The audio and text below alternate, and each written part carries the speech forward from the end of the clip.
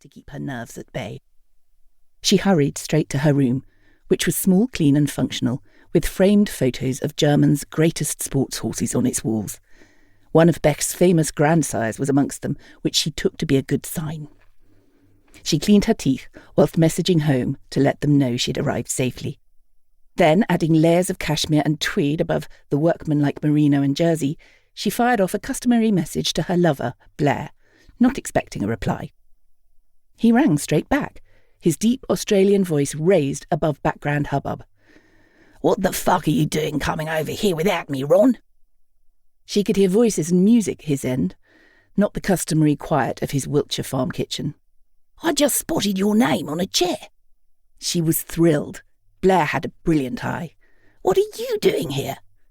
"Last minute thing. Thought you might be here. You're late. It's about to kick off." "I'll be there before it does." She dug around in her case for her makeup bag. "Are you sitting near me?"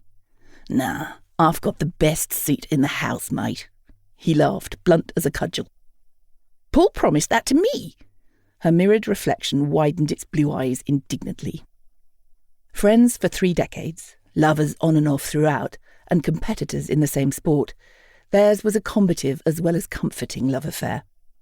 They'd met in the 80s, when Blair was a rookie rider freshly landed from New South Wales, Ronnie the pickup girl of British 3-day eventing, the engagement ring on her finger quashing the fierce attraction between them.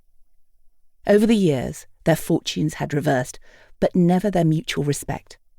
The fact they'd never been single at the same time might be a mutual cause for regret, but both acknowledged that it could also be why the chemistry still worked. Ronnie's marriage and riding career had peaked young, her subsequent adventures earning her a Rolling Stone reputation. Still at the top of his game in his 50s, veteran of multiple championships and hard knocks, Blair was a consistent legend in the sport, his nickname Mr. Sit-Tight, well earned both in the saddle and in wedlock. Although his marriage to a wealthy older patron was sometimes viewed as one of convenience, his talent and drive were unrivalled. His deep laugh rumbled. "What hotel did his people get you a room in?" "The horse one." She found her mascara and spiked up her lashes. "With the tourists?" He was offended on her behalf. "It's perfect. I can catnap anywhere, and it's going to be a late night." Dabbing lipstick onto her cheeks before painting her mouth, Ronnie stifled a yawn. She'd been mucking out stables in Warwickshire at 6:30 that morning. Reflected over her shoulder, the expanse of crisply made bed promised rare respite later. "Come to mine afterwards." Pulling rank, he named the town's smartest boutique hotel. "I'll see you right, Ron." "I'm having dinner with Paul." It did no harm to keep Blair on his toes, especially when he was being imperious. "We need to agree the deal for Beck returning here in the summer." "He'll try and screw you." "And I'll tell him to fucks right off," she laughed, smacking her painted lips together and rubbing the pink into her cheeks. "Besides, I'm too old for him." "I'm talking about the money, Ron." Blair had moved away from the background noise, his voice hushed and urgent. "We both know he's mean as cat's piss." Blair didn't approve of her plan to sell Beck back to Germany, which she put down to sentiment, a secret vice he'd unexpectedly developed in middle age.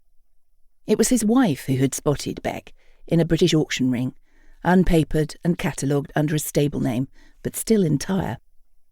Back home in Wiltshire, the stallion proved too hot to handle, and when his microchip revealed he was warm-blood royalty, Blair had traded him with Ronnie, not imagining she'd sell him straight on after standing him just 1 season. They argued about it often. "This is how our business works, Blair." She doused herself in perfume. "You and I know it." "Yeah, well, Paul Fuchs doesn't deserve Beck to land back in his lap any more than he did Conch." Blair's other vested sentiment was 17 hands of turbo-boosted Teutonic talent named Big Conch that he had taken from unbroken colt to medal winner more than a decade earlier, before ignominiously losing the ride. Recently retired, Conch had relocated to stand at Gestut Fuchs. "Is he parading?" Ronnie asked vaguely, stepping into her warmest boots. "I don't want to see you selling out to Fuchs like everyone else." His gravelly voice was at its most boulder-blasting, touching even her hardened, horse-stealing heart.